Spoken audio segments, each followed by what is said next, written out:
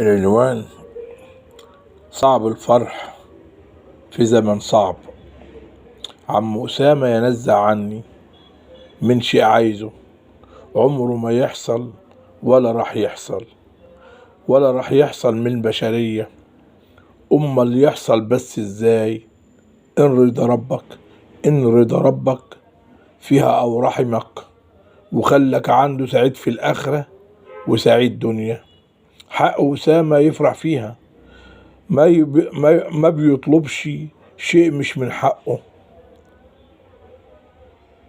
لا ده حقه، بس الفرح له ناس فيها، بس الفرح له ناس فيها، مش بمناسبة جواز ولا وولادة ولا نجاح كان في شهادة. اللي أنا شايفه عم أسامة عايز فرحة من نوع خاص، مش بعديها في ضرب رصاص ولا كلام ولا ملام ولا مشاجرة ولا فراق ولا أحزان.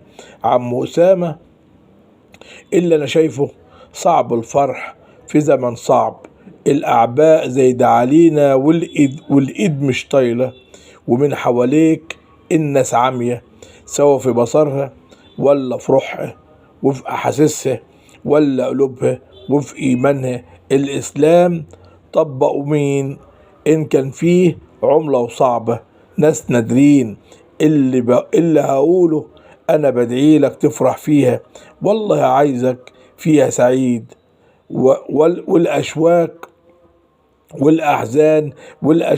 والأحزان ولا همومها ولا الكرب ولا الغم ولا الغيبة ولا نميمة ولا حسدها ولا نكتها ولا الحقد ولا طمعها ولا حرامها. مش عايزين مرتكب كبيرة، مش عايزين مرتكب كبيرة ولا لصغيرة.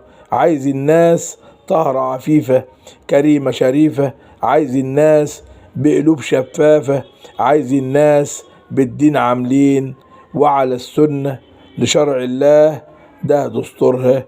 مش عاوزين شياطين فيها، عايز الناسنا فيها ملايكة.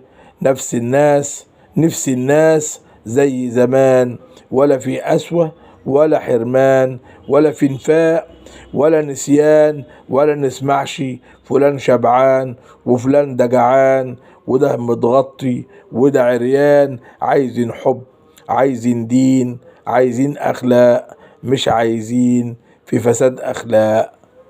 صعب الفرح في زمن صعب.